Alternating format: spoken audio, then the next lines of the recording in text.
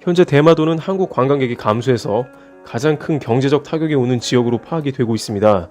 상황이 이렇게 악화되자 일본 매체 등에서는 그럼 일본에서 직접 대마도 관광하기 등의 운동을 통해서 대마도에 가보자는 이야기가 방송되기도 했습니다.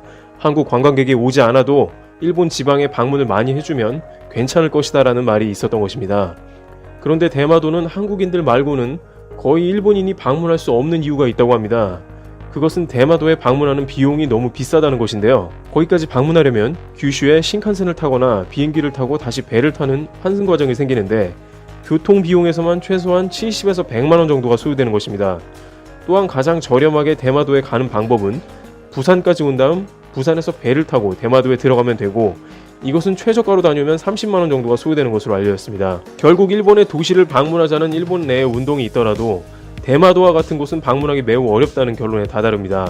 그렇다면 중국 관광객을 지방 소도시에 많이 보내자는 의견도 마찬가지로 중국에서는 일본 직항이 대부분 도쿄나 오사카 등 대도시 등에 편중되어 있습니다. 그래서 기존에 지방에 방문하는 중국의 관광객들도 인천공항에서 환승을 해서 일본 지방 소도시에 방문하는 경우가 많았다고 합니다.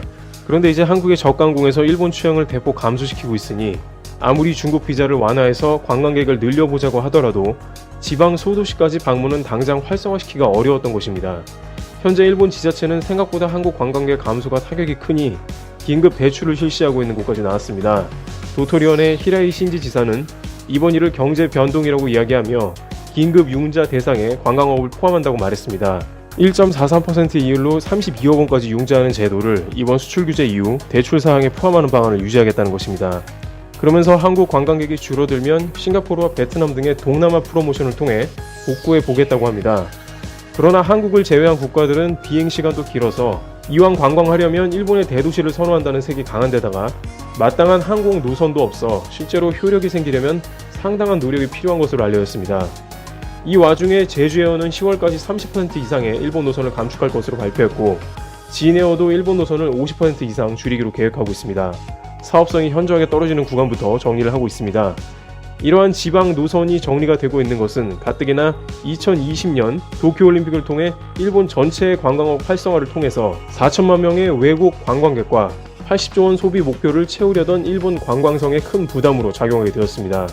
한국의 비행기가 일본 항공사도 하지 못하던 일본의 지방 구석구석까지, 한국은 물론 중국의 관광객까지 수송하던 장점이 사라졌기 때문입니다. 이와 같이 대마도는 물론이고 일본 지방까지 막상 한국 없이는 찾아갈 수 없는 땅이 되고 있다는 장벽이 나타나고 있습니다. 드리블 튜브 여기서 마치겠습니다. 감사합니다.